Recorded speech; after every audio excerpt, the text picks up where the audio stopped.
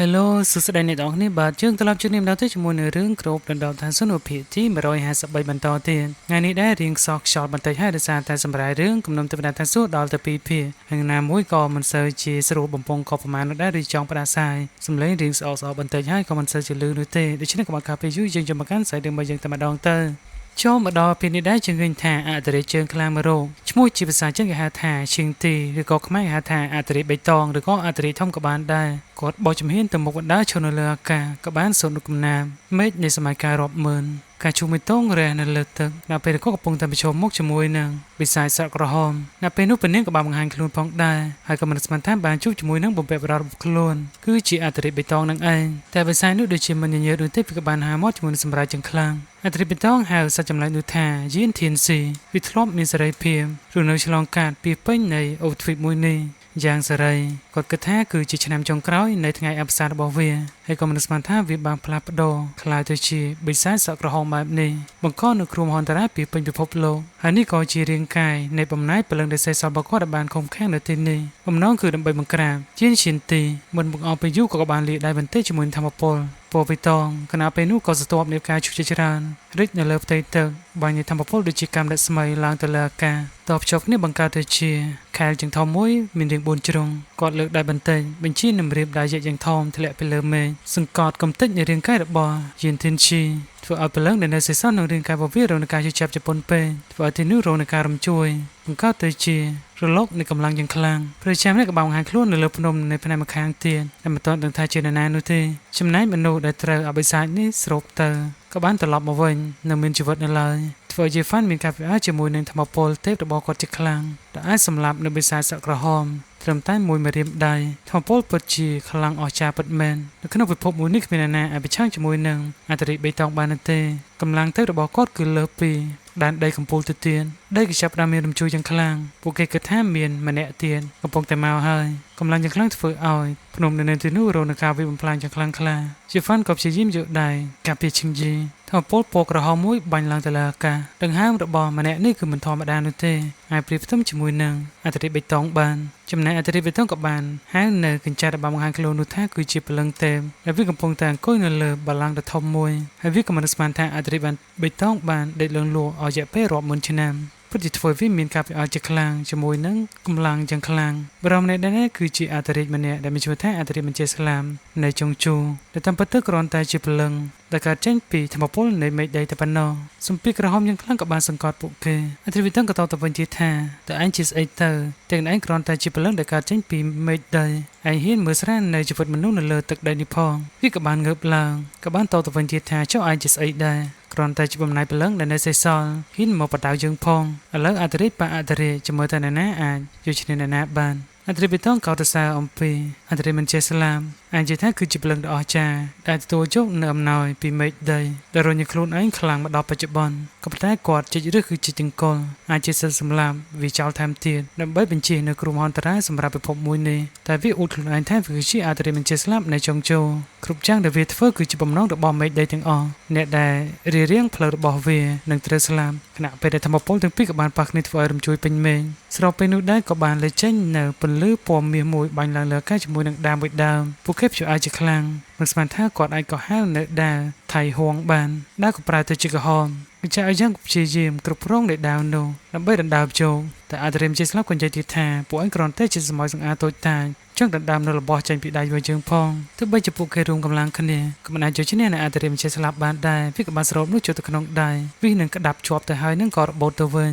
ចុងក្រោយនៅតែធ្លាក់ចូលទៅក្នុងដៃរបស់អត្រិយបៃតងដដែលវាលន់មកទីថាវាមិនអាចទៅរួចនោះទេឈិងទីដឹងថាអត្រិយជាស្លាប់គឺមានផែនការដើម្បីដណ្ដើមយកនៅដាវនេះឈិងទីលើកនឹងម្រាមដៃពីរចាប់ផ្ដើមបញ្ជានៅដាវនោះធម្មពលយ៉ាងខ្លាំងក៏បានហែកមេទៅជាពីរគ្រប់យ៉ាងដូចជាស្ថិតនៅក្នុងទឹកដីមួយផ្សេងទៀតដែលពោពេញទៅដោយផ្កាយជាច្រើនផ្កាយគេចាត់ទុកថាជាភពក៏ប្រែខ្លះទៅជាធម្មពលស្រូបចូលទៅក្នុងដាវរូបរាងនៃដាវថៃហុងក៏បានផ្លាស់ប្ដូរភ្លាមធ្វើឲ្យអត្រិយជាស្លាប់លន់មកទីថាវាមិនអាចទៅរួចនោះទេហើយអ្នកដែលនៅក្រោមសឹងតែមិនជឿដែលគាត់អាចផ្លាស់ប្ដូរនៅរូបរាងរបស់វាបានបង្កើនធម្មពលដ៏ខ្លាំងក្លាដល់ថ្នាក់នេះអត្រិយបេតងនឹងបំពេញបំណងរបស់អត្រិយមិនជាស្លាប់ក៏បានបញ្ជូនដាវនេះទៅមុខវាលើកដៃពីរដើម្បីចាប់កាន់ដាវនោះតែកម្លាំងយ៉ាងខ្លាំងក៏បានរុញរាងកាយរបស់វាឲ្យភ្ញាក់ជាមួយនឹងភ្នំនៅខាងក្រោយធម្មពលនៅតែផ្ទុះតែចុងក្រោយវានៅតែអាចគ្រប់គ្រងនៅដាវនោះ ហើយវាក៏មិននឹកស្មានថាកម្លាំងរបស់វាខ្លាំងដល់ថ្នាក់នេះអញ្ចឹងចេតនារបស់អធិរាជបេតុងក៏មិនល្អប្រមាណនោះដែរគឺដើម្បីសម្លាប់អ្នកដទៃតែប៉ុណ្ណោះចាប់ពីពេលនេះទៅឯងលែងខ្លាចទៅជាអធិរាជទៅទៀតហើយលើកដាវដោយដៃខាងស្ដាំពលឺនៃផ្លែដាវបានឆ្លុះទៅកាន់សកលខាងក្រៅកម្លាំងរបស់វាគឺមិនរលត់នោះទេហើយវាថែមទាំងបានប្រើប្រាស់នៅដាវនេះជាកំតិចនៅភពដទៃទៀតនៅក្នុងសកលដ៏ធំដែលនេះមានប្រវែងធំខ្លាំងមែនទែនធ្លាយទៅកាន់ភពមួយផ្សេងទៀតពលឺនៃផ្លែដាវធ្លាក់ទៅលើអធិរាជឈឹងទីក៏ធ្វើជាហ្វាន់លន់មកទីថាពីវរ៉ានធ្លាប់និយាយថាឥទ្ធិពលនៃដាវយ៉ាងខ្លាំងនេះគឺអាចកាត់ផ្ដាច់នៃតារានៃសកលទាំងមូលទោះបីជាតារានោះនៅឆ្ងាយប៉ុណ្ណាក៏ដោយនេះគឺជាការពិតទាំងអស់ជាងទីក៏បានកវីក្បាលបន្តិចតែការអស់សង្ឃឹមនៅទង្វើរបស់វាគាត់លើកដៃខាងស្ដាំបញ្ចេញនៅដៃនៃអវតារយ៉ាងធំចាប់ត្រូននៅដាវនោះបានដោយជោគជ័យធ្វើឲ្យពេលនេះមានការភ្ញាក់ផ្អើលខ្លាំងមែនទែនគាត់ក្តាប់ដៃបន្តិចបំផ្លាញនៅដាវនោះចោលភ្លាមអន្តរិមជាស្លាប់ក៏ភ្ញាក់ផ្អើលជាខ្លាំងវាសឹងតែមិនជឿនៅភ្នែកនេះទេដែលមានធម៌ពលយ៉ាងខ្លាំងក្លាត្រូវបានបំផ្លាញក្នុងពេលនោះមួយរំពេចបន្ទាប់មកក៏បានប្រើប្រាស់នៅស្នេហ៍ពិសេសមួយបញ្ឈប់នៅចរណារបស់វាគឺជាវិជាគុណដែលបន្សល់ដោយព្រះពុទ្ធនិងស្មានអន្តរិបេតងអាចដំណើរការវាបានយ៉ាងងាយស្រួលបែបនេះនោះទេក៏បានហក់ទៅម្ខាងនៃរាងកាយរបស់វ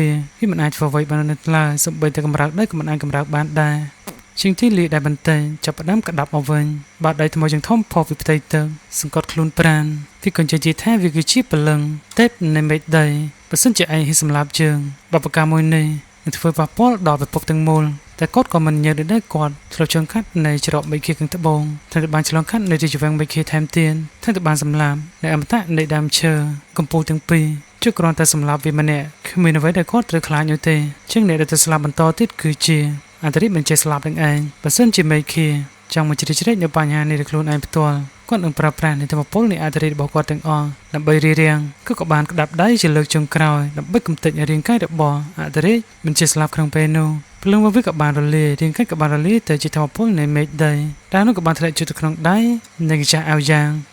ងក៏បានលើកនៅកូនសម័យក៏ខ្មៅមួយខណៈពេលដែលព្រះចាជើងខ្លាំងមកទៅក៏បានបង្ហាញខ្លួននៅទីនោះជាងទីក៏បានដើរទៅរកព្រះចាម្នាក់ដែលបានជាប់គេនៅក្នុងបណ្ដាសារបស់យិនធីនជីក៏ប៉ុន្តែពេលនេះគាត់គ្រាន់តែជាពលឹងមួយដែលនៅសេសសល់ត្រូវបានគ្រប់គ្រងដោយបណ្ដាសាវាប៉ុណ្ណោះអញ្ចឹងគាត់មិនអាចជួយសង្គ្រោះវាបាននោះទេគាត់គ្រាន់តែសង្កេតថាជាតិក្រោយគាត់អាចជួបជាមួយនឹងសាច់ញាតិរបស់គាត់នៅក្នុងពិភពផ្សេងប៉ះរាងកាយបន្តិចខ្លួនប្រាំក៏បានរលាយទៅជាភេទផងក៏បានបន្សាបនៅបណ្ដាសាលើរាងកាយនៃសមាជិកផ្សេងទៀតជាហ្វឹងចាប់ដើមគិតពិចារណាអំពីធម៌ពលយ៉ាងខ្លាំងក្លារបស់អធិរាជជើងទីកំឡុងដែលគាត់ត្រៀមនឹងចាក់ចេញពីពិភពមួយនេះព្រះនាងដែលជាកូនចៅចំណងក្រោយរបស់គាត់ក៏ប្រាប់គាត់ទៀតថានេះកំពុងតែស្វែងរកនៅបុព្វបុរសរបស់ខ្លួ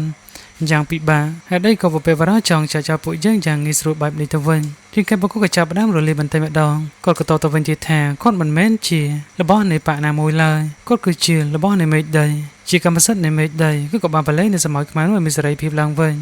ញហើយបញ្ហានៅក្នុងពិភពមួយនេះក៏គាត់បានដោះស្រាយអស់ហើយក៏ដល់ពេលវេលាដែលគាត់ត្រូវចាក់ចេញដូចគ្នាពិភពនេះខ្ញុំនឹងបកលឲ្យឯងសង្ឃឹមថាឯងនឹងការពារបានវាយ៉ាងល្អបំផុតចំណែកព្រះរាជាដែលឈោមមើលពីលើភ្នំសម្លឹងមើលដោយការភ្ញាក់ផ្អើលនេះហើយគឺជាអ្វីដែលគាត់ស្វែងរកហើយមិនស្មានថ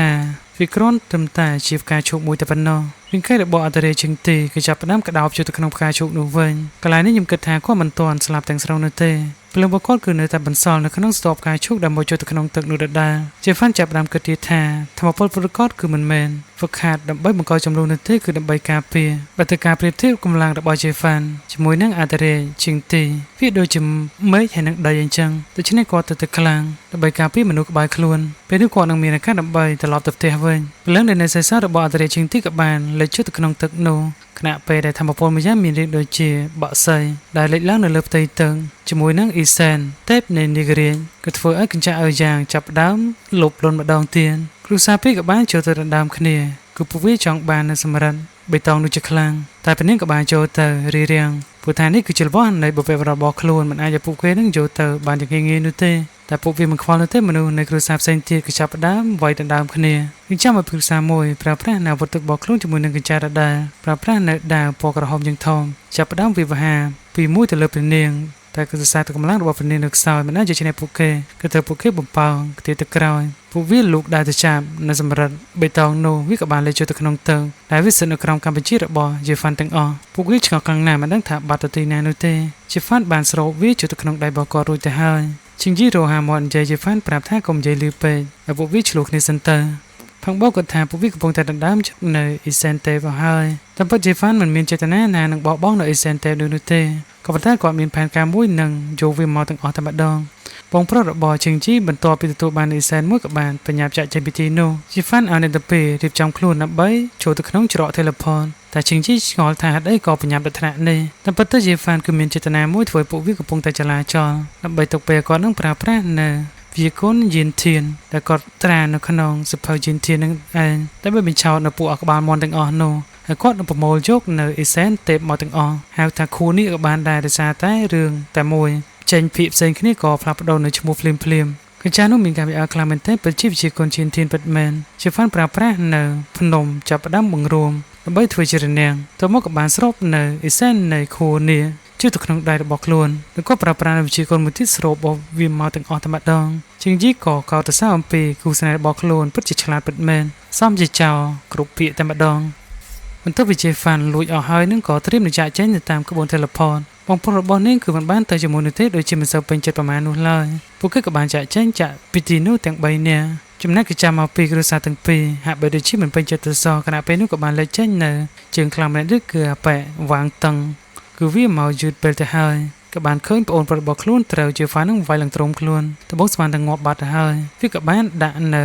จวนมวยดับใบดอนนักบนวิตามินในขนมเรียงกายดับบ่วางจง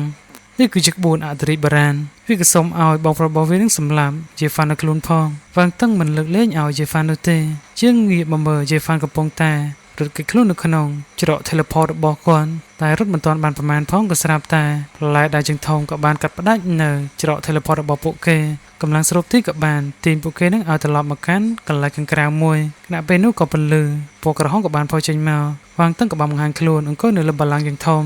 ดาวิตังคลูนไอ้เฟจิอาตเรดาวิบานกันเนอดาอาตเรบารานในขนมได้สราบวิ่งอยู่เดียวดาวนี้เลี้ยงโดยชิมระบอเรียงกายวิสัชเจฟันแต่เจฟันโดยชิมมันเยอะนุเตก็จะติดแท้ไอ้มันต้นคลาติชิอาตเรยนะครั้งนี้ได้เวียนกัดกับบาเจฟันคือจะทั้งไอ้อวสานระบอเวียฉลามหอมวยกับบานบักลางก่อนจะติดแท้ไอ้จังไรไอ้บาสำลับเนอฮอลิสันฮอลิฟูเมนบอจะจรานเนี่ยผมรอชิมมันนิดเตอแต่ตลอดมาโจวินระดับนากันเจาะยินจาระบอวีมันตอนใบเจฟันมีทั้งไงรถพุกเปีกันดับได้ระบอวีบานลายหากวิกฤตท่าคือจะทั้งไงอวสานระบอเจฟันขณะเป็นนุกเกลียวจำลองปีเทียนกับบ้านบักลางพรมคเนียคือกิจจาระดาบานดักน้อมในคนชาวบักลูนมาเจริญผู้วิบังคับมาเจฟันนับบักโกลในอิเซนหรือก็ขู่เตะมาเอาคลูนแล้วมันชนะหนังเจ้าสะสมในตีนี้มันคานุเตเจฟันในแต่มันเยอะเอเล่ผู้ไอ้บานประมบดงพลีเอาหายบังเอาไปยุวิกับบ้านชิบุถึงมองเป็นเช่นแนววดเรียงคลูนดับไปจัดการนิชรันไว้คณีเตแต่เจฟันในแต่มันเยอะแต่คุณศึกษาใส่เรื่องไปยังก่อสลายแต่ปนนี้สมัยเจสไลพงรอกมองเชื่อมกับวิดีโอมันนี้พอง